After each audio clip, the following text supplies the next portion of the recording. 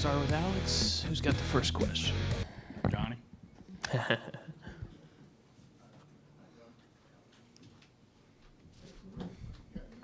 Yeah, we'll get you the mic to Johnny right there. Hi, Alex. Hi, Johnny. How important would it be to go up 2-0 against the Yankees? 0-2 now. Yeah. How important would it be to go up 2-0 against the Yankees? It's very important. They haven't lost a playoff game in a while there, huh? I mean, the 3 wildcard games, and they swept the Astros last year. So it's a tough place to play. Last year, that place was alive, you know, like the fan base. We played like 4 o'clock games or 5 o'clock games. Since 3 o'clock, it was loud from the get-go. So I know the rivalry and everything. You know, we play some games there, and it's being loud, but nothing like the way it's going to be on Monday. So it'd be good to go 2-0 there and, you know, take 3 shots to win 1, you know. We'll stay over there with Dan. Alex, just how disappointing is it to lose Steven? Very. He was throwing the ball well, and you know, you prepare for this and had your plans and the way you're going to use him, and all of a sudden in game 1 he wasn't available, and you have to kind of like improvise out there. I'm glad we got 27 outs, but it seemed like the game yesterday was perfect for him, coming in the 7th and give us 3 or 6 outs, maybe 9. You never know. But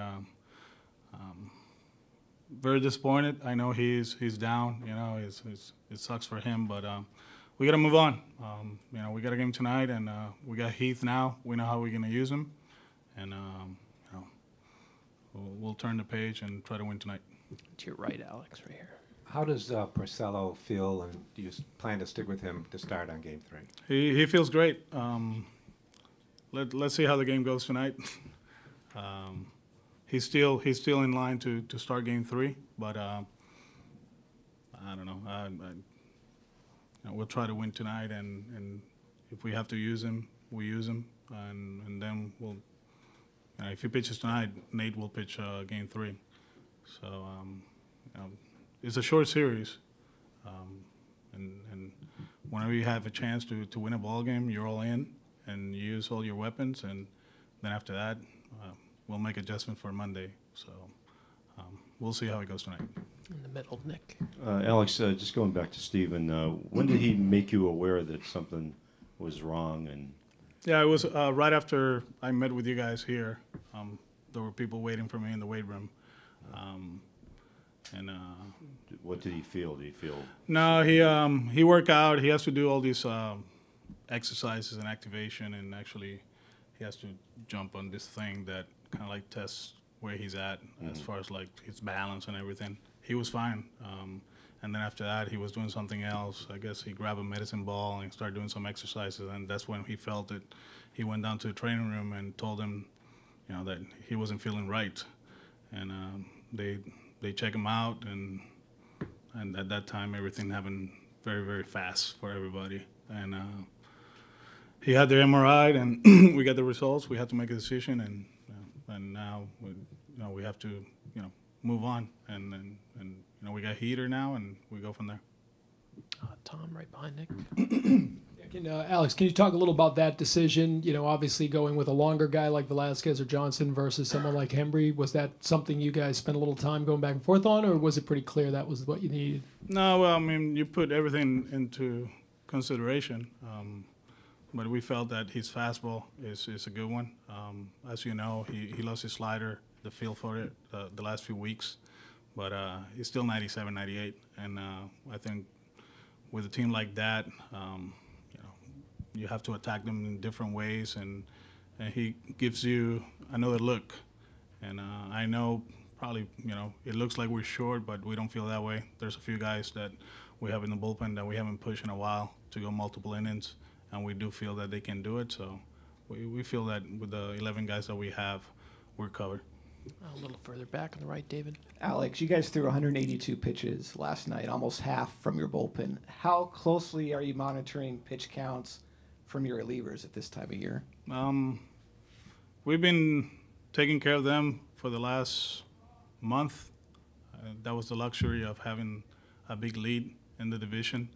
So their workload the last month has been very, very low, and you have studies and you talk to people and all this cool stuff that they do upstairs, and we feel that right now they're ready to go.